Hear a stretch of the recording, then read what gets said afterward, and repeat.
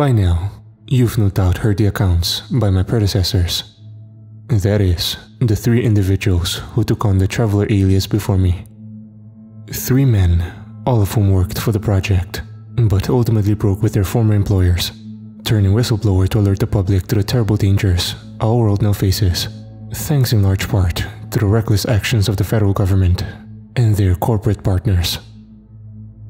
I am the 4th and final person who will take on the Traveler mantle, and it will become obvious why I'm the last one once you hear my sorrowful tale. I am somewhat different from my predecessors, however, for 2 reasons. Firstly, because I am a woman, while the 3 that came before me were all male. And secondly, because I was not a mere employee of this sinister cabal. I was part of it. Let me start at the beginning. I come from a privileged background. That is undeniable. My father is a tech billionaire, and I wanted for nothing, attending the best schools in a top Ivy League college, traveling the world and enjoying 5-star luxury all the way. I'll admit to living life to the full and making full use of daddy's credit card. But at some point, I developed a social conscience and decided there must be something more to my life. The truth is, I was never going to be one of those Insta girls or someone who takes a cushy job in daddy's company.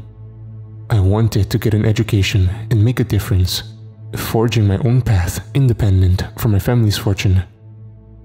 So, you can probably imagine how I reacted when I first heard about the project.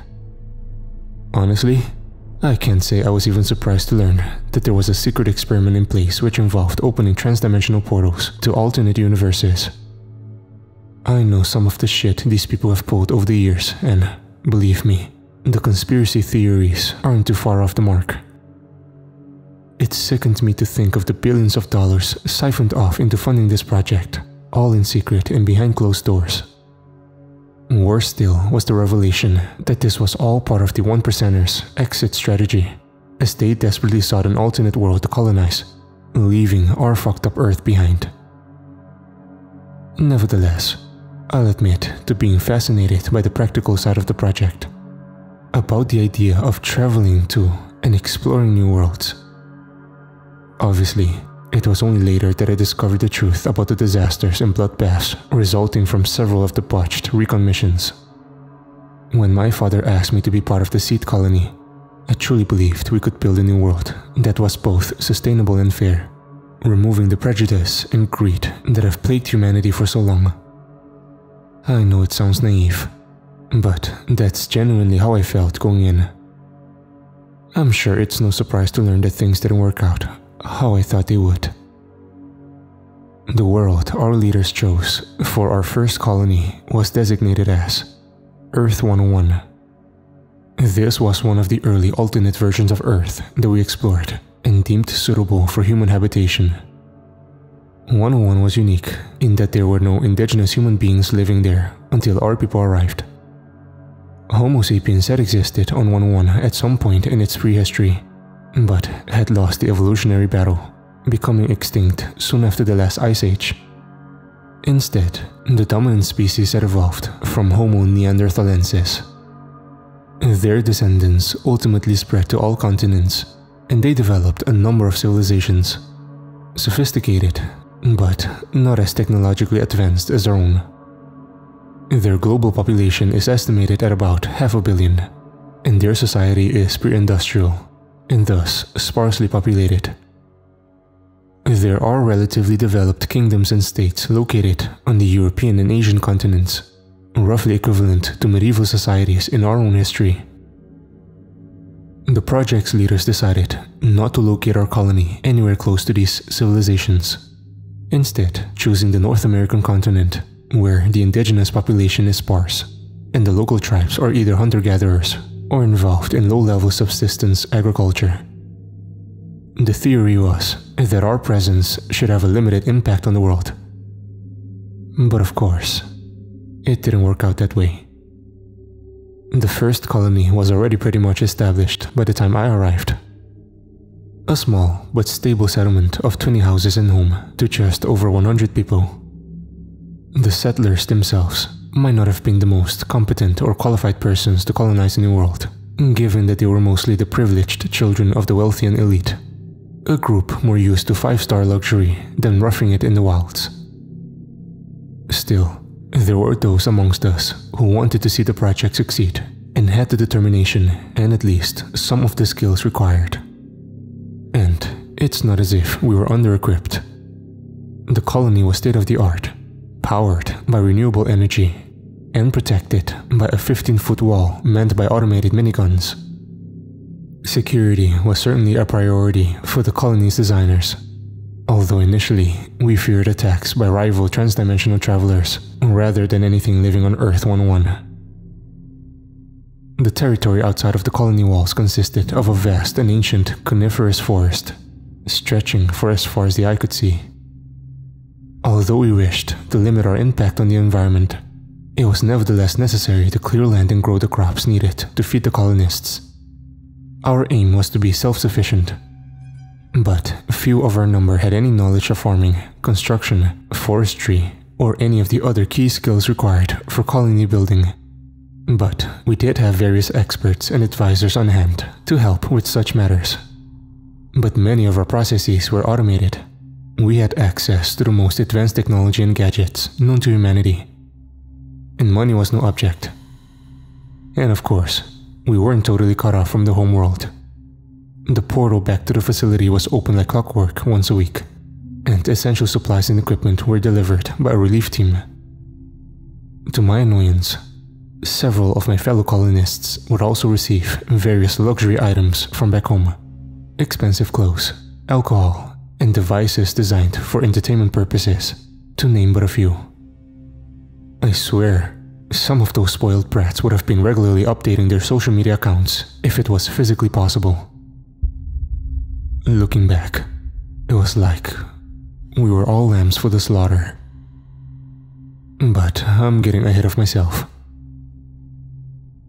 I remember my first night inside the colony walls.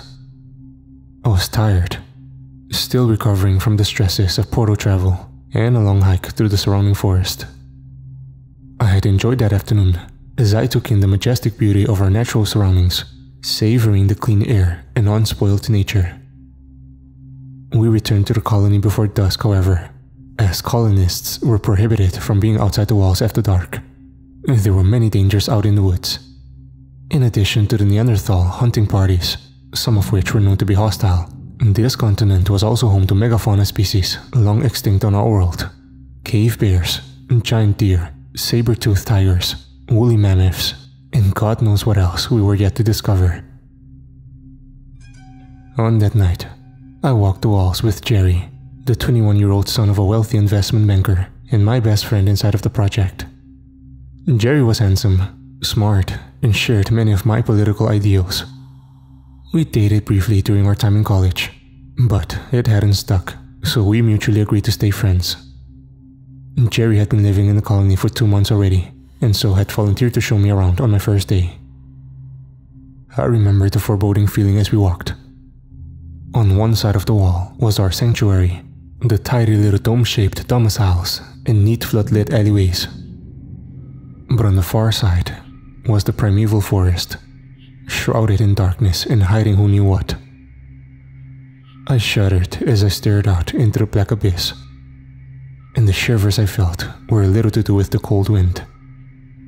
And then I saw the machine gun turrets, standing stationary until their sensors detected something in the tree line, when they momentarily burst to life, scanning the perimeter before settling back into standby mode. Infrared sensors, Jerry explained. They're programmed to detect specific threats and take the appropriate action. Appropriate action? I repeated. I don't know how to feel about that. Is this all really necessary? Jerry shrugged. The project leader seems to think so. Security is their priority. Maybe they've got a point. Remember what happened to the survey teams? I nodded my head solemnly. Like all of my fellow colonists, I had sat through the briefings of the failed missions on Earth 217, 312, and 537. The official versions were of course heavily sanitized, But Jerry and I discovered the terrible truth, learning of the huge casualties and the dangerous civilizations that existed on the other side of those portals. Assuming our enemies can develop their own TDP technology, it would make sense that they would establish their own colonies and attack ours. Still, I added thoughtfully, they don't make it easy to connect with this world.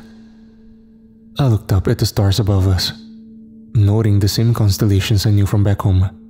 Except on this world, the view was free from air pollution, and so I could see them all. It was beautiful, and I felt in awe of this new Earth. But I feared what we would do to this virgin world, that we would fuck it up just like the old one. Jerry might have shared my fears, but he stayed silent, leaving me to my thoughts. Unfortunately, we were soon interrupted by a most unwelcome third wheel. "What's up, dingbats?" came the cry. "How's it hanging?" I looked up in time to see a young man approaching along the metal walkway, his face illuminated by the floodlights. He grinned inanely as he swaggered towards us, showing off his pearly white teeth and slick blonde hair. The boy's name was Randy, and I'd had the misfortune to have met him earlier that afternoon. Randy was the smug and arrogant youngest son of an oil tycoon, privileged and entitled, the kind of asshole who thought he could take whatever he wanted from life. You might think my judgment of Randy was harsh, given that I'd only met him once. But I'm a big believer in first impressions, and I knew his type. Within moments of our first meeting, I could see Randy looking over me like I was a piece of meat, making several inappropriate comments about my appearance and asking me out for a date. An offer that I politely but firmly rejected. Jerry had warned me about him afterwards, saying how Randy was a notorious womanizer and wouldn't stop hassling me. And sure enough, there he was, interrupting our private moment. "And how's my new favorite lady?" he crudely asked. I resisted the urge to roll my eyes and barely managed to suppress my disgust. "I'm okay," I answered coolly. "We were just talking about the security arrangements," Jerry added, nodding towards one of the machine gun turrets. "Oh yeah," Randy replied, his eyes lighting up with excitement. "My daddy's a major shareholder in the company that built these beauties. State-of-the-art killing machines." He shot me a smile and a wink before continuing. "But don't you worry, darling. Even if the robots fail, I'll be here to protect you." He nodded to a pistol he carried in his holster. "And I've got a lot bigger guns than this, let me tell you." He paused, looking thoughtful for a moment. "In fact, I'm going on a hunt tomorrow morning. You should come with. Could be fun." I shook my head dismissively, barely containing my anger. "I don't agree with hunting," I said firmly. "Oh yeah?" he mocked. "Where do you think your meat comes from?" "Actually, I'm vegan," I shot back, perhaps a bit too smugly. This time he laughed in open mockery. "Jesus H. Christ," he exclaimed. "Are you serious? You damn bleeding hearts. You guys wouldn't last 5 minutes out in the wild. Whatever, man. I'm out of here." With that, he turned and walked away, still laughing as he went. "Asshole," I swore. "Yeah," Jerry confirmed. "You don't know the half of it." "What the hell?" I asked. "The colony committee let him hunt?" "Oh yeah," Jerry confirmed. "His daddy's put so much money into this venture that Randy can pretty much do whatever he likes. He takes a party out about once a week, going after giant elk and the like. They use Neanderthals as guides." I reacted with shock to this revelation. "You mean they use the indigenous people on their hunts?" I asked. "Yes," Jerry confirmed. "But not just that. We employ them to work in the fields." "What?" I exclaimed. "They work in the fields? Like slaves?" "No," Jerry replied defensively. "They're not slaves. Nothing like that. We take care of them, pay them with food and give them medicine. Besides, it's only a temporary arrangement. They know how to farm the land much better than us, and automation can only do so much. It's really not so bad. They're happy. I'll take you out tomorrow, show you the lay of the land. What do you say? I nodded my head and reluctantly agreed. But I already had considerable reservations over what I heard, and wondered how safe we really were in this place. I didn't sleep well that first night, tossing and turning in my bunk as I imagined the terrors which lay beyond those walls. I hated myself for feeling this way, but couldn't suppress my anxieties. There was something deeply disconcerting about being on a new world, one that was similar to ours, but yet so different. I was exhausted by the time the sun rose, but pulled myself up, washed and dressed before joining Jerry in the canteen for breakfast. He greeted me with a smile, although it faltered ever so slightly whenever he noticed how tired I looked. "You okay?" he asked with concern in his voice. "Sure, just tired," I replied. "You up for a walk in the park?" he inquired. I nodded my head and muttered, "Sure." Jerry tried to reassure me with small talk as we walked through the colony and towards the heavy steel shutter which separated us from the outside. I looked on with a cold sense of foreboding as the door slowly retracted. But the reality wasn't as bad as I feared. Instead of a dark, haunted forest, I saw fields of neatly planted crops. "We grow maize, potatoes, soya," Jerry explained. "If all goes to schedule, we'll be self-sufficient in food production by next harvest. And by limiting the use of chemicals and artificial fertilizers, we're protecting the environment as much as possible." "Awesome," I replied. I was genuinely impressed by the work that had been done, and was beginning to feel more confident about the colony's future. But then, I met the indigenous workers. A group of 6 emerged from behind a shed, laying down their tools as they walked towards us. Jerry greeted them with a wave, which they all ignored. I don't know whether they even understood the gesture. I'm ashamed to admit it, but I was shocked by their physical appearance. To see a people that looked so similar to us, but were in fact an entirely different species. The half-dozen wore heavy animal hides. I believe they were all males, although I subsequently discovered it was difficult to distinguish between genders. They were relatively short, about 5 foot tall on average, but were physically imposing, broad-shouldered and muscular. Their faces were squat and weathered, while their hair-covered jawlines appeared strong and chiseled. They all stared at me as they passed, and, if I'm honest, I'd have to say that their hard glares brought a chill up my spine. Their eyes showed intelligence, but also betrayed a barely suppressed hostility. The 6 passed us by without uttering a word and continued across the fields, before disappearing into the tree line beyond. "They're usually a lot more friendly," Jerry quipped with a coy smile.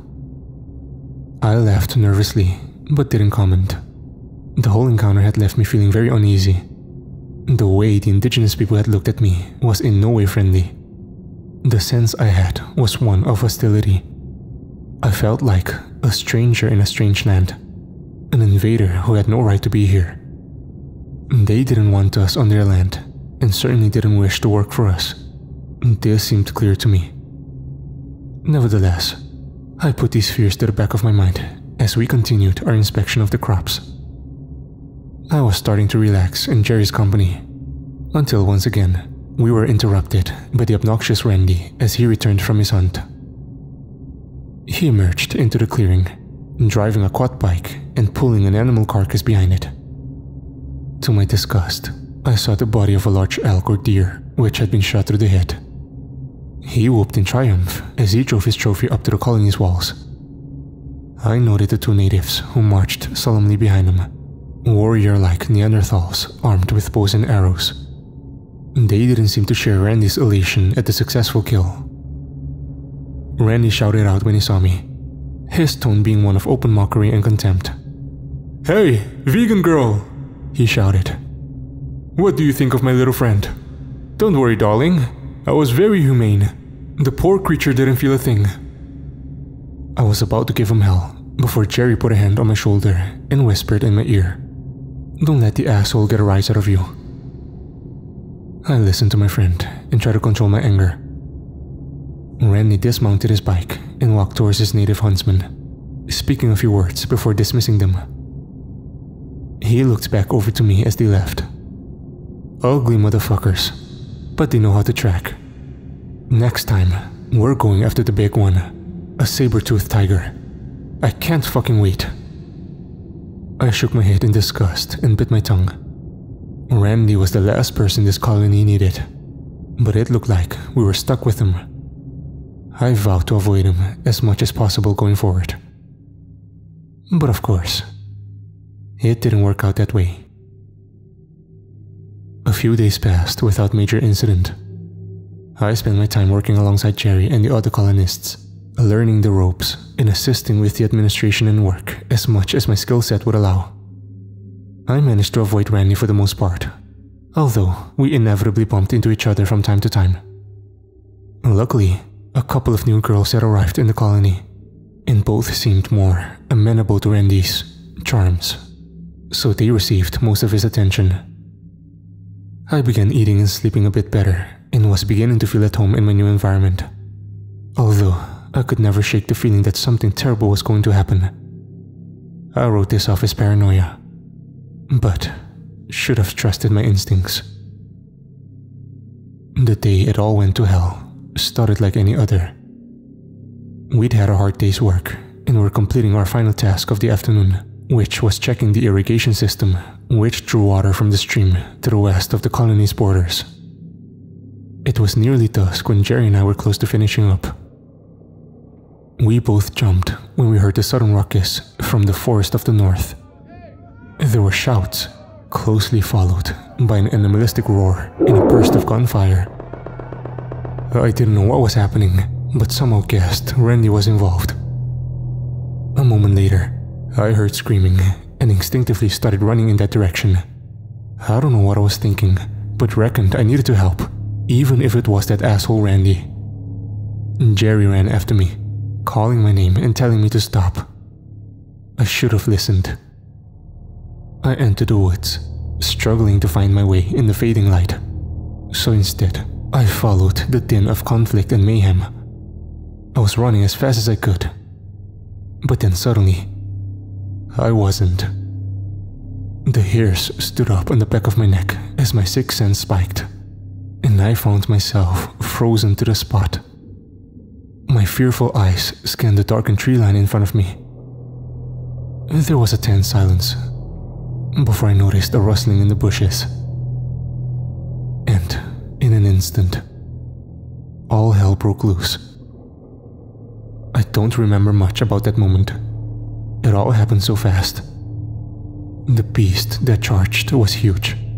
A massive blur of matted fur, muscles and teeth. It roared as it charged, and I was so terrified I couldn't move an inch. Closing my eyes, I prepared for death. But suddenly, there was a heavy push from my left side, pushing me down to the dirt.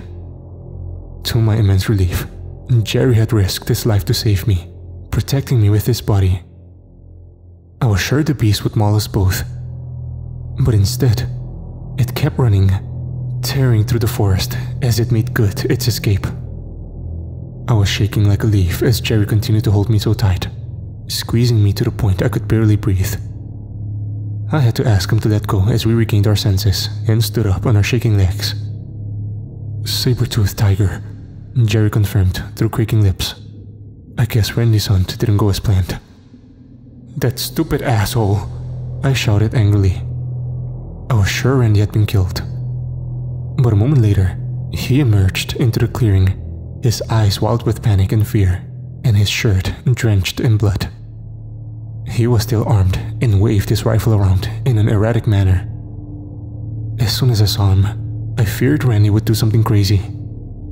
But he wasn't alone. The two Aboriginal trackers followed in his wake, their eyes devoid of emotion and their weapons drawn. Randy began ranting and raving, blaming everyone else for his own failings. "God damn it! Did you see that? The fucker got around us!" He motioned back to the two trackers, waving his rifle aggressively in their direction. "Those dumb assholes were meant to be on top of this. They put us all at risk." "What the hell are you talking about?" I exclaimed in disbelief. He didn't listen, instead spouting abuse and threats towards the duo of Neanderthals. The situation became increasingly tense, and I had a terrible feeling that violence would ensue. Suddenly, one of the tracker's faces screwed up in anger as something triggered inside of him. He drew his bow and made to fire, but Randy acted first, raising his rifle and shooting. Jerry and I could only watch on in abject horror as the bullet tore through the Neanderthal skull, scattering his brains all over the forest floor. Events moved fast as the second hunter lunged forwards, removing a dagger from his belt as he charged towards Randy, seeking bloody revenge for the death of his comrade. Randy reacted, but too slowly, as the Neanderthal knocked the rifle out of his hands and jumped on top of him. I was sure the hunter would kill him, but Randy managed to block his assailant's attack, whilst simultaneously drawing his pistol and firing upwards. Blood poured from the Neanderthal's mouth as his body went limp. Still in a frenzy, Randy pushed the dead body off him and got to his feet, firing more bullets into the corpse until his gun was empty. "Shit, shit, shit!" he swore repeatedly as he continued to pull the trigger, although the gun emitted nothing but an empty click. Eventually, he regained some level of composure, lowering his weapon and uttering just one word. "Wow." "What the fuck?" I screamed in fury. "You've just murdered 2 people, you sick bastard!" "People?" Randy replied with a wild laugh. "Those assholes aren't people. They're savages, no better than animals." I couldn't believe what I was hearing and temporarily found myself speechless. Jerry spoke out, although his rebuke was less than convincing. "You can't just shoot them," he said, to which Randy emitted a cruel smile. "Sure I can, buddy. Don't you get it? This is our world. We can do whatever the hell we want. No rules, no consequences." In that moment, I wanted to kill Randy, to rip him to shreds with my bare hands. Once again, Jerry grabbed me, holding me back as I spouted obscenities and threats at my nemesis. Randy looked unnerved and perhaps scared, but he responded with spite, telling Jerry to keep his bitch under control. And with that, he ran off, leaving the bodies in his wake as he hurriedly made his way back to the safety of the colony walls. Jerry waited until Randy was out of sight before he released me from his grasp. I was angry with my friend, although I had to remind myself that Jerry had saved my life only moments before. "We should go too," he suggested. "It will be dark soon." I nodded my head in agreement, not wanting to stay in this place any longer. I looked down at the bloody corpses and knew that Randy was wrong. There would be consequences, and we would pay the price for the crime he had committed today. Predictably, I wasn't able to sleep that night. I just knew something bad was going to happen. And so, it was to no surprise when all hell broke loose. The first thing I heard was the banging, the ominous sound of a single drum beat in the night, growing ever louder as the mystery drummer grew closer. My blood froze as I listened to that terrible din. For a moment, I considered hiding in my bunk and ignoring it, but there was no getting away from this. I quickly jumped out of bed, threw on some clothes, and sprinted out of the door. I discovered that virtually the entire colony had been awoken by the drum beat, and there were dozens of half-dressed rich kids standing along the neat alleyways, all looking confused and scared. I quickly picked out Jerry from the crowd, running over to speak with him. "What the hell's going on?" I asked in a panic. "Don't know," he replied. "But it's coming from the outside. We need to get up on the wall." We ascended the staircase to the top and met up with Luke, the 18-year-old son of a US senator who happened to be on night watch this evening. "Look!" he screamed, whilst pointing out to the darkened forest beyond. Except, it wasn't dark anymore, as the night was illuminated by several hundred torches, as an army marched forward to the beat of the drum. "Who the fuck are they?" Jerry cried. The answer was obvious to me. "It's the Neanderthal tribesmen. They're here for revenge, because of what Randy did." "Don't worry," Jerry replied in an attempt to reassure me. "The security system will protect us." "No, it won't," Luke shot back. "The whole system is down. I don't know whether it's a malfunction or sabotage, but either way, we're fucked." I glanced over at the nearest turret gun, noting how it was stationary and non-responsive. We'd put all our faith in this technology, and now it had failed us. "Don't panic," Jerry said, although I heard his voice faltering.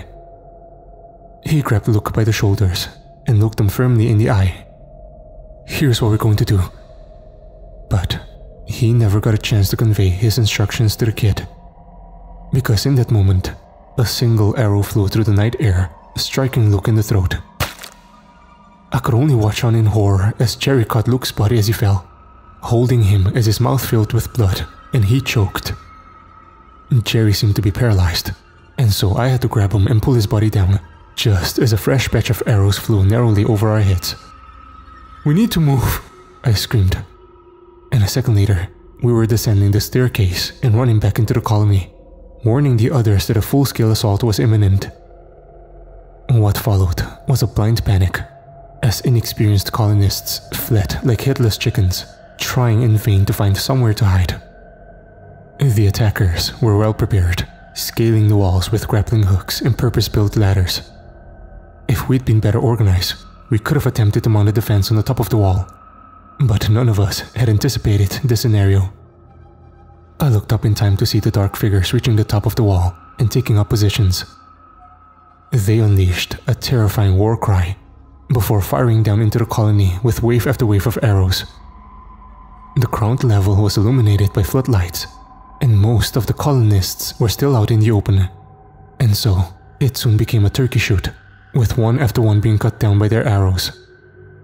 In a panic, I scanned the hellish scene before me, looking over my screaming fellow colonists while I desperately tried to find an escape. But the native warriors had us surrounded. Jerry grabbed me by the hand and tried to speak over the chaotic din.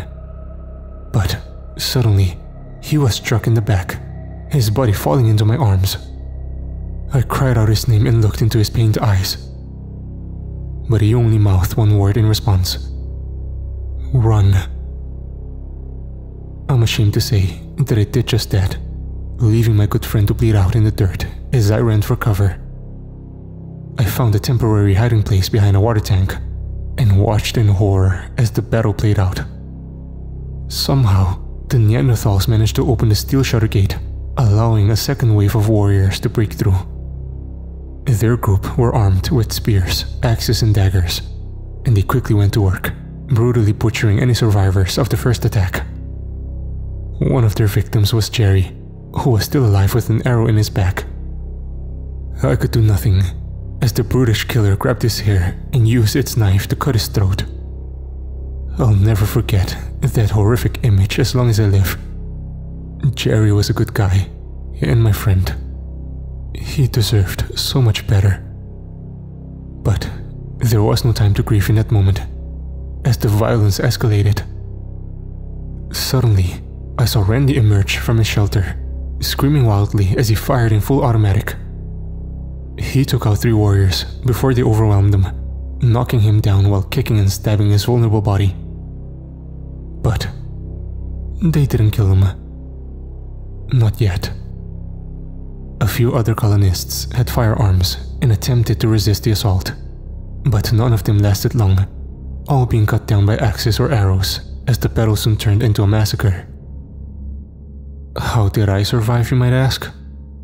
Well, quite simply, I played dead, climbing under a pile of dead bodies, struggling not to retch at the stench of death and not to breathe as the killers continued to roam the colony.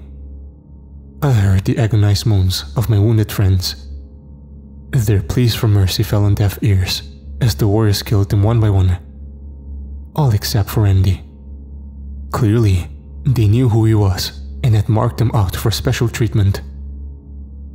To my horror, I saw them nail Randy to a wooden post and slice his belly open, exposing his intestines.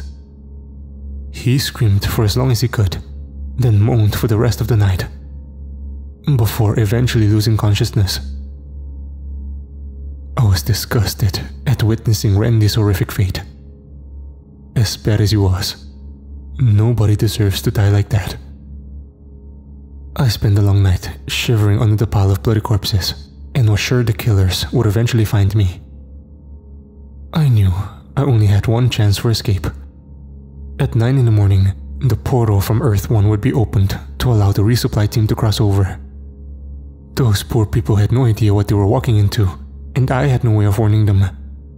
But the portal would remain open for 2 minutes, and this was my only chance at making it home. The hellish night seemed to last forever.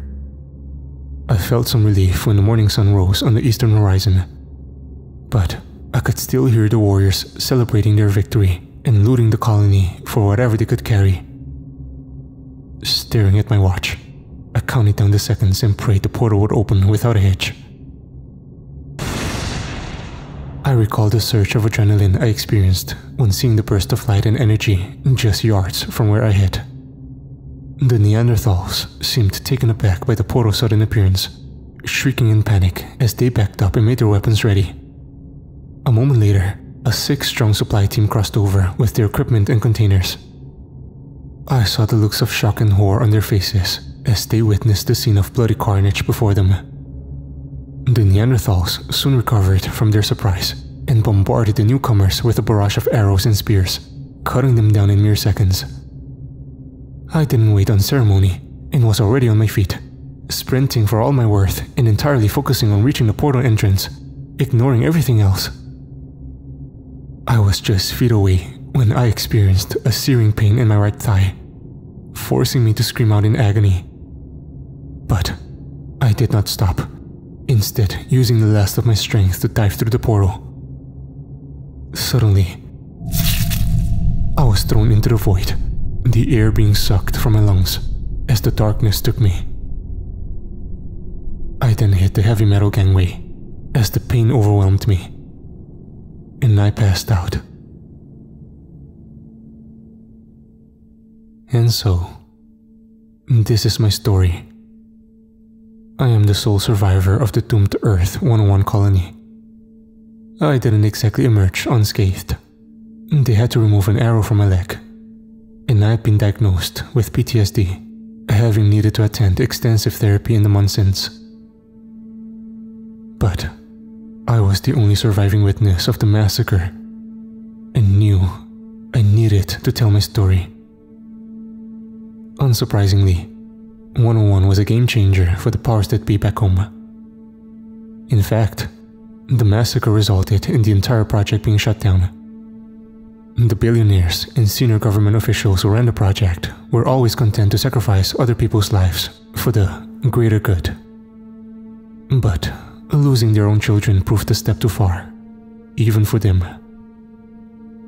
What's more, myself and others have pressured our parents to focus on fixing our own world, rather than wasting billions of dollars on a harebrained escape plan.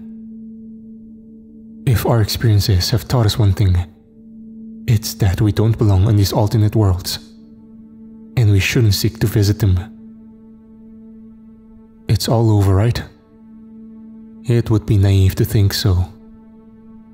Pandora's box is open, and the technology exists. So, it seems like only a matter of time before another immoral regime takes advantage for their own unscrupulous means. What can we do? One might ask. I wish I had the answers. The only advice I can give is to remain vigilant and try to do the right thing. Stay safe, friends, and don't believe what you're told. There are worlds out there that you can't even imagine.